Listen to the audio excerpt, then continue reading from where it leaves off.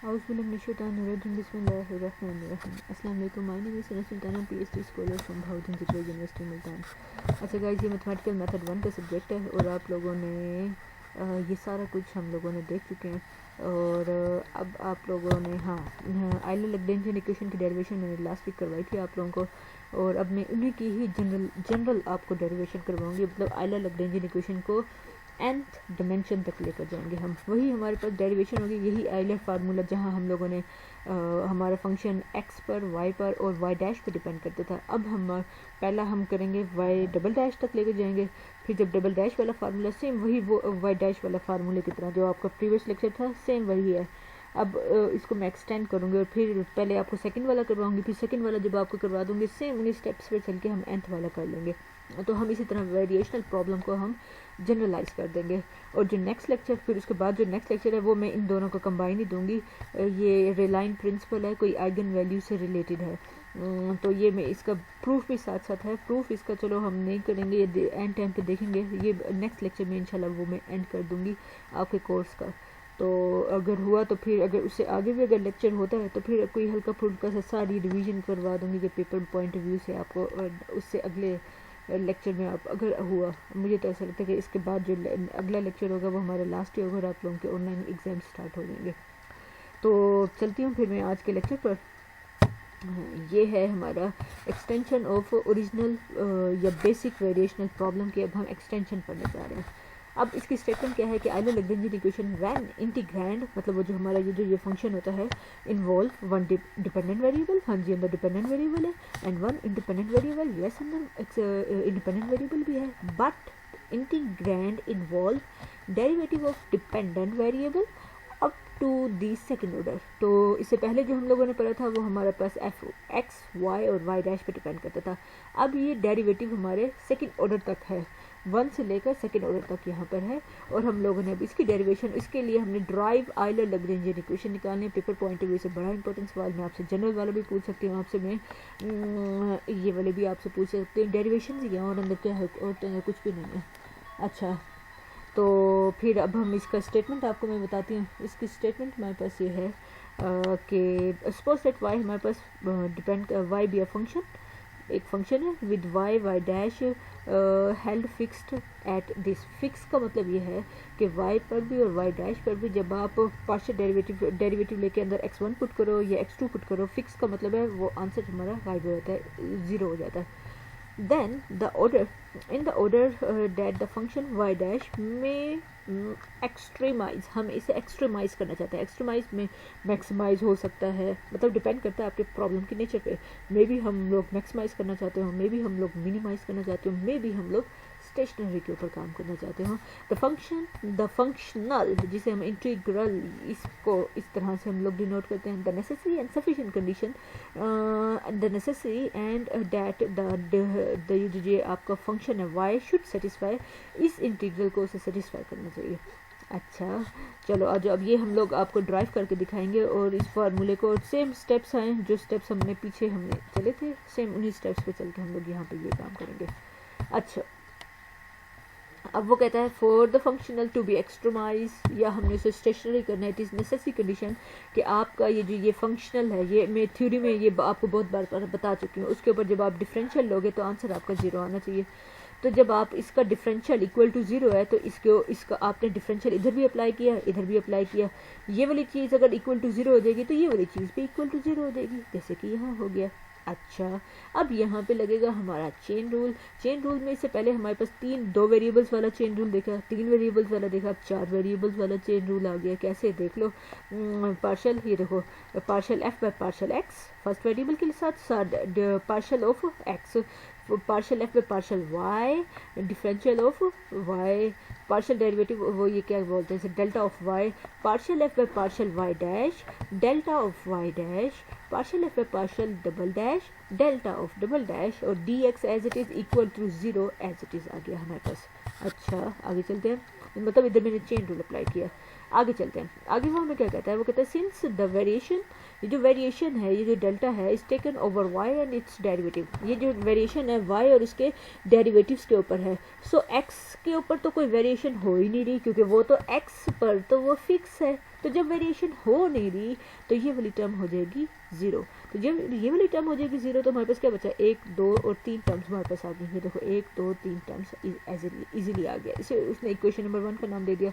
अब वो क्या करेगा, अब वो इंटीग्रेशन, आपको पता है सबको अलग अलग मिलेगा इंटीग्रेशन, वो इसको अलग इंटीग्रेट करेगा, फिर इसको अलग इंटीग्रेट करेगा। अब यहाँ पे हम लगाएंगे इंटीग्रेशन बाय पार्ट्स लगाएंगे। तो वो चीज़ आप गौर से देखना और यही गौर फिक्र करने वाले स्टेप्स, क्योंकि आगे भी यही स्टेप्स आने हैं और फिर आपको ये चीज़ समझनी अच्छी तरह से ज़रूरी है।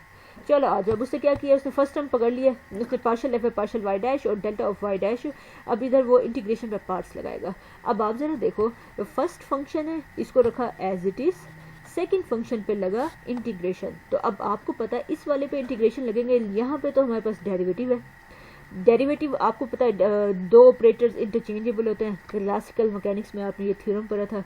तो डेरिवेटिव और पार्शियल डेरिवेटिव इंटरचेंज होकर डेरिवेटिव बाहर आ जाएगा, इंटीग्रेशन इस डेरिवेटिव पे लगेगा, वो कैंसिल हो जाएगा। तो हमारे पास इस पूरे के ऊपर ये देखो, अब इसके ऊपर डेरिवेटिव नहीं है, इसके ऊपर क्या लग जाएगा, यही है जो ये हमारे पास है। और ये इसको आप लोगों को मैंने लास्ट टाइम में बोला था कि आप जाकर इंटीग्रेशन बाय पार्ट्स उसका सीखें जिसमें डेफिनेट इंटीग्रेशन बाय पार्ट्स सीखें। वैसे मैं सोच रही हूँ एफएससी के ऊपर भी मैं ना बनाऊँ, क्योंकि बच्चों के ना एफएससी के ही कॉन्सेप्ट क्लियर है ही नहीं, उन लोगों को इंटीग्रेशन नहीं लेने आती, इवन डैट उन्हें इंटीग्रेशन डेफिनेट इंटीग्रेशन भी लेनी नहीं आती। तो वही बच्चे जब आगे एमएससी पकड़ने आते हैं तो वहाँ पर उनके कॉन्सेप्ट नहीं बदले हुए होते, और फिर हम लोगों को मसला होता है कि हम लोग अब समझ नहीं आता कि आपकी बेसिक सही करेंगे, हम लोग आगे न्यू आप लोगों को सब्जेक्ट पढ़ाएं। तो खैर मैं सोचती हूँ उसके ऊपर भी कुछ करती हूँ। चलें, अब आपको उसने खुद ही बता दिया कि ये हमारा अपर x1 और x2 पे ये हमारे पास कांस्टेंट था। तो यहाँ पे आप लोगों ने जब इस पे x1 पुट करेंगे कांस्टेंट आएगा, और कांस्टेंट के ऊपर जब डेल्टा लगेगा आंसर 0। इसी तरह जब आप x2 पुट करेंगे y में तो एक कांस्टेंट आएगा, कांस्टेंट के ऊपर डेल्टा अप्लाई करेंगे तो आंसर आएगा 0। तो ये दोनों हो गए 0, तो ये वाली पूरी टर्म हो जाएगी 0। तो आपका ये जो ये आंसर था, ये जो i था, इसका आंसर हमारा निकल आया नेगेटिव, ये निकल आया। ये देखो इंटीग्रेशनल पार्ट, ये तो हमारे पास यही कह रहा है द इंटीग्रेटेड पार्ट वैनिश, मतलब ये वाला पार्ट आपका वैनिश हो जाएगा। तो बाकी बचा अब ये वाला पार्ट, ये देखो आई और ये पूरा इज इक्वल टू, इसका आंसर यहाँ पर ये पूरा बचा, इसे क्वेश्चन नंबर 2 का नाम दे दिया। अब उससे सेकंड उठाया, उसको सोल्व किया, यहाँ पे भी वो इंटीग्रेशन बाय पार्ट्स लगाएगा और सेम वैसे लगाएगा जैसे आप लोग पीछे करते थे। अब यहाँ उसने एक ही दफ़ा लगा दिया। कैसे कर रहा है वो कहता है first function as it is, second function पे एक दफ़ा इंटीग्रेशन लगेगा तो एक दफ़ा उसका डेरिवेटिव गायब हो जाएगा, और यही हमारे पास x1 से x2 तक इंटीग्रेशन। और ये वैसे इसने गलत लिखा हुआ, नीचे x1 आना था, ऊपर x2 आएगा। अच्छा, फिर माइनस डेरिवेटिव और फिर ये फर्स्ट वाला एज इट इज़ और ये वाला फंक्शन दो इस पे लगेगा। अगेन आप इस पे डेरिवेटिव, मतलब इसका ये वाला एज इट इज़, इसके ऊपर डेरिवेटिव लगेगा और इसके ऊपर दोबारा इंटीग्रेशन लगेगा, तो हमारे पास ये डेरिवेटिव इसका उड़ जाएगा। तो हमारा ये इस पूरे के ऊपर यही आएगा, ये x1 नीचे होगा, x2 ऊपर होगा। अच्छा, और फिर प्लस अब फिर यहाँ पे हमारे पास आ जाएगा ये डबल डेरिवेटिव और ये हमारे पास एज इट इज़ आ जाएगा। अब आपको पता है ये वाली टर्म भी 0, ये वाली टर्म भी 0, तो ये पूरा हो जाएगा 0।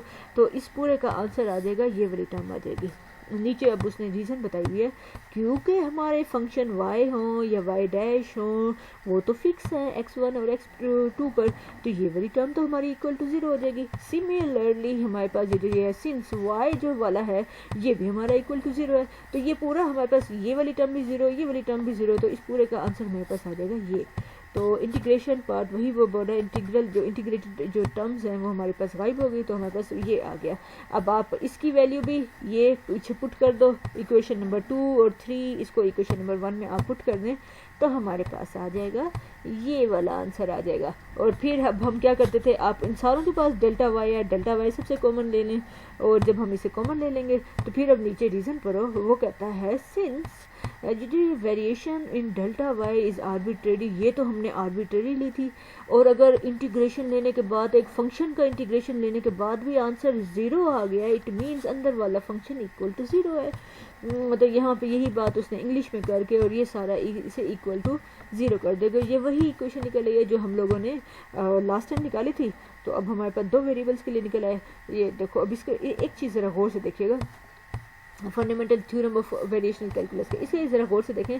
हमारे पास क्या होता है, हमारे पास अगर हम ये y पे डिपेंड, ये जो डिपेंडेंट वेरिएबल होता है उसका अलग होता है माइनस, फर्स्ट डेरिवेटिव और एफ का partial derivative with respect to first derivative, और फिर प्लस माइनस का सीक्वेंस चल रहा है। इस चीज़ को ज़रा गौर से देखिएगा। Second derivative partial F partial double derivative equal to 0। अच्छा, तो ये हमने डेरिवेशन कर लिया है। अब मैं आपको इसको और जनरल करके दिखाऊंगी। ये तो सेकंड के लिए बताया था ना।